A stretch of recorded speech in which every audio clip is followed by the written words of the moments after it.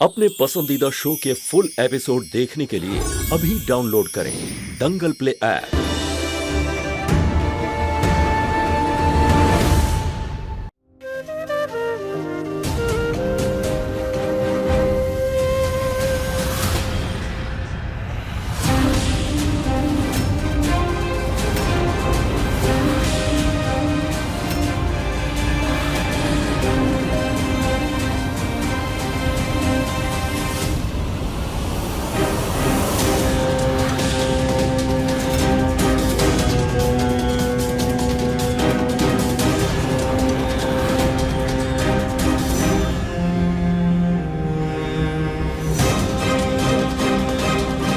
আরে শম্ভু বাবা, কেন? হয়ে গেছে নিয়ম পালন ঠাকুমা।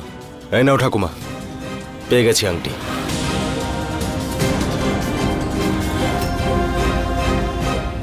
আর তোমার নিয়মও পালন হয়ে গেছে।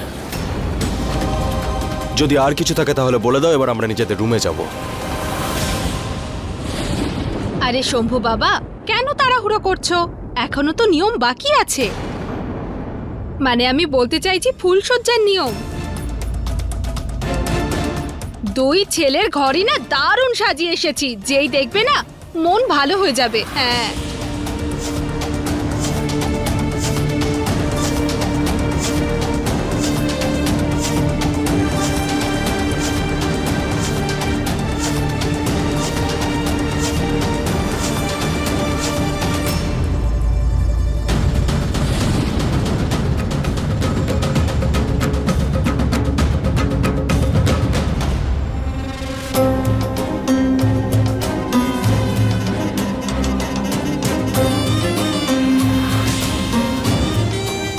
যা ঘটে গেছে গেছে।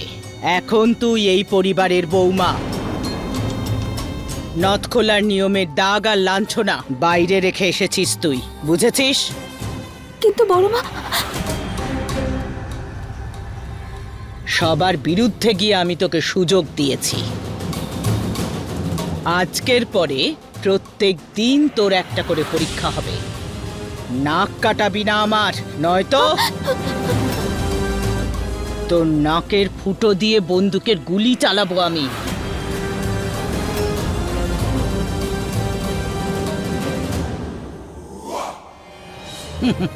ভয় আছে তোর ভেতরে, খুব ভালো।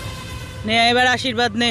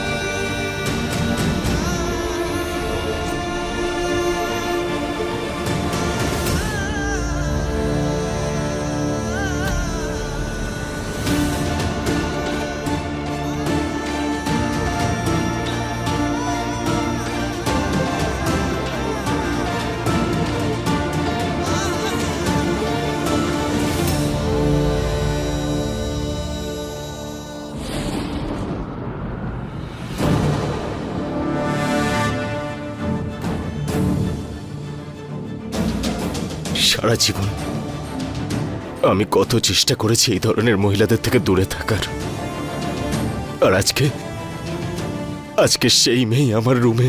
মিথ্যে কথা বলা হয়েছে আমাকে, চালাকি করে এই মেয়েটা এ বাড়িতে ঢুকেছে।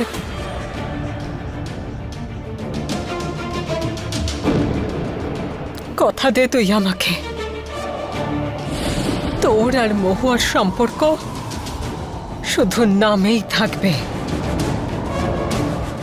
এক বাড়ি, এক ঘর, কিন্তু শরীর মনের থেকে তোরা আলাদাই থাকবি।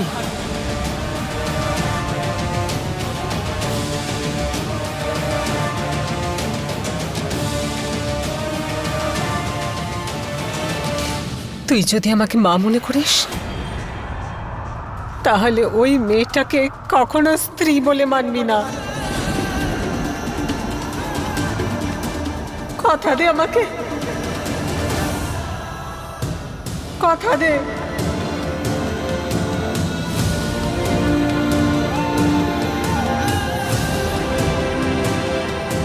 আমি কথা দিচ্ছি মা,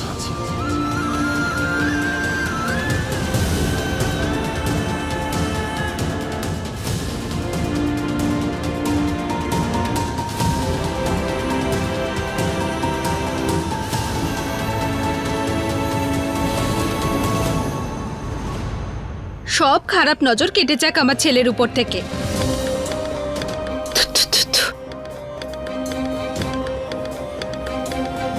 তুমি সত্যি আমার উপর রেগে নেই তো মা?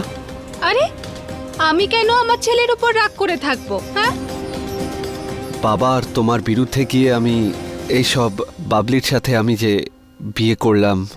এখন দেখ বাবা, একটু কষ্ট তো হলো, কিন্তু আমি ভাবলাম এর মধ্যে দিয়েই একটা সুযোগ বার করে নিতে হবে।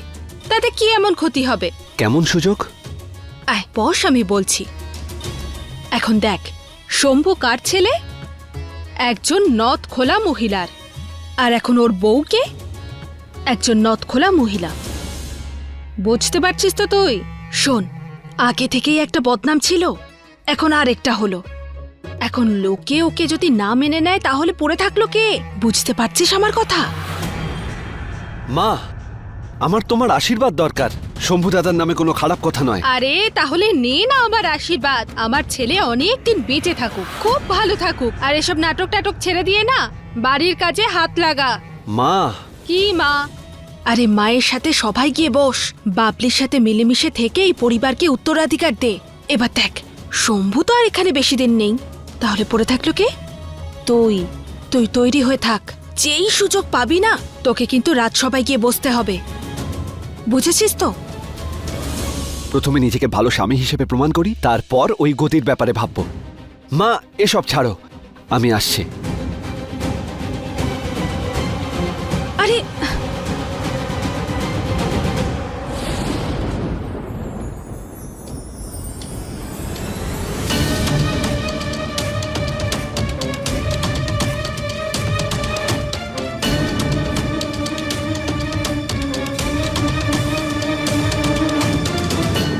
যে রাতটা আমার আর শম্ভুবাবুর হওয়ার কথা ছিল, সেটা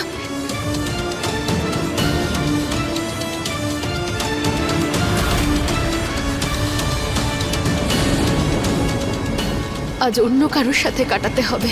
আর শম্ভুবাবুর ঘরে আমার নিজের বোন বসে আছে।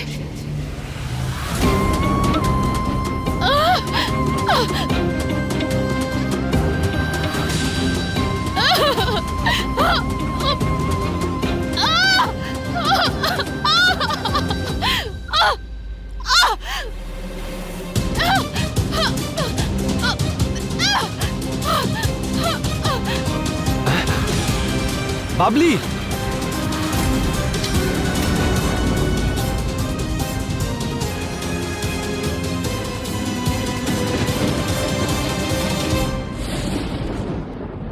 তুমি এটা ঠিক করলে না শিব ঠাকুর? তোমার সঙ্গে তো আমার কথা হয়েছিল যে প্রথমে আমার লেখাপড়া, তারপর চাকরি, তারপর বাড়ি, তারপরে বিয়ে। কিন্তু এখানে তো সব উল্টোপাল্টা হয়ে গেল।